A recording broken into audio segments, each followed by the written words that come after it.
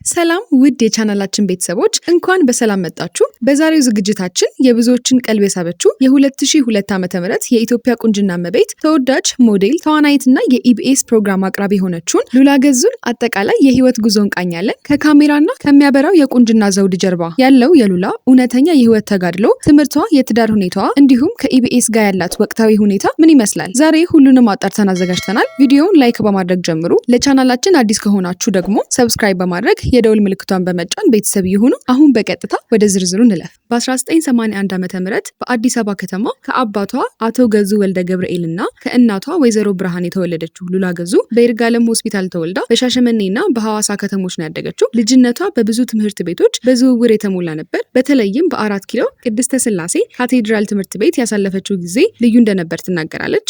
የሉላ የሞዴሊንግና የቁንጅና ውድድር ፍላጎቷ ከረጅም ቁመቷና ከእናቷ ያልተሳካ ህልም ጋር የተያያዘ ነበር።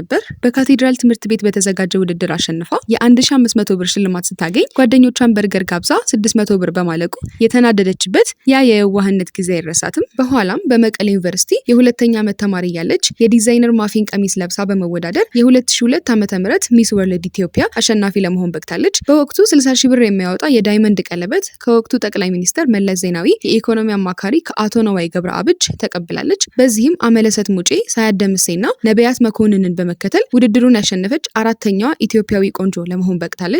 በደቡብ አፍሪካ የዓለም ዋንጫ ወቅትም ኢትዮጵያን ወክላ በሚስ ወርልድ መድረክ ላይ በብቃት ተሳትፋለች። የሉላ ስኬት በቁንጅና መድረክ ብቻ የሚያበቃ አልነበረም። በዩኒቨርሲቲ አንደኛ ዓመት ተማሪ ያለች ገና በለጋ ዕድሜዋ ከአባቷ ስጋትና ተማጽኖ ተሻግራ ወደ ትዳር ገባች። 2 ልጆችን እያሳደገች ሚስትና የቤት እመቤት ሆና ያለች ግን ትምህርቷን በፍጹም አልተወችም። የደረሱባትን ፈተናዎች በሙሉ በጽናት በመወጣት በአንድ ሳምንት ልዩነት ውስጥ ከአዲስ አበባ ዩኒቨርሲቲ በጋዜጠኝነት ከዩኒቲ ዩኒቨርሲቲ ደግሞ በሶሺዮሎጂ በ2 የተለያዩ ዲግሪዎች ተመረቃ አቅሟን አሳይታለች።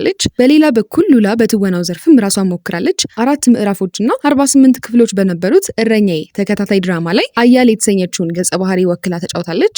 እንግዲህ ሉላን ብዙዎች ከታዋቂው ሙዚቀኛ ቴዲ አፍሮ ባለቤት ከሞዴል አመለሰት ሙጬ ጋር ባላቸው የመልክ መመሳሰል እህትማማቾች እንደሆኑ ቢያወሩም ሉላ ግን የአመለሰት አድናቂ እንደሆነችና የሩቅ ዝምድና እንጂ እህትማማቾች እንዳልሆኑ ገልጻለች። ጤነኛ አመጋገብ የምትከተለውና አዘውትራ ጂም የምትገኘው ሉላ 2 ልጆችን ብትወልድም የሰውነት አቋሟ ግን ገና በ20ዎቹ መጀመሪያ ላይ የምትገኝ ልጃገረድ ነው የምትመስለው። ስለ ሉላ የትዳር ሁኔታ ብዙዎች የሚጠይቁት ጥያቄ አለ። ለ7 ዓመታት ከቆየው ከትዳር ባለቤቷ ጋር በፍቺ ከተለያዩ በኋላ ይሄ ነገር በጊዜው መነጋገሪያ እንደነበርና ሉላ ራሷ ባንደበቷ እንደተፋታች በሚዲያ ገልጻ ነበር። በኢቢኤስ ቴሌቪዥን ጣቢያ እሁድን በኢቢኤስ ፕሮግራም ላይ በዝግጅት አቅራቢነቷ የምናውቃት ሉላ ከፍተኛ ተከፋይ ከሆኑ ጋዜጠኞች መካከል አንዷ ስትሆን በወጡ በተለያዩ መረጃዎች መሰረት ጥቅማ ጥቅሙን ሳይጨምር በወር ከ300 ሺህ ብር በላይ ደሞዝ እንደምታገኝ በስፋት ይነገራል። ታዲያ ሉላ ገዙ በቅርቡ በማህበራዊ ሚዲያ ገጿ ባስተላለፈችው መልእክት ተከታዮቿን አሳዝናለች። በመልእክቷም በኢቢኤስ ቲቪ በነበረኝ ቆይታ ብዙ ቤተሰቦችን አፍርቻለሁ። ጣቢያውን እንደ ሁለተኛ ቤቴ ነው የማየው። ነገር ግን በጣቢያችን ላይ ተደራራቢ ሀዘኖች በመከሰታቸው የአስፋው የነጻነት እንዲሁም የጣቢያው ባለቤት ህልፈት የተነሳ ላልተወሰነ ጊዜ ከጣቢያው ራሴን አግልያለሁ ብላ ነበር። ሆኖም ግን አሁን ላይ ከጣቢያው ጋር ያላትን ቁርኝነት በማስቀጠል በስራዎቿ ላይ ትገኛለች።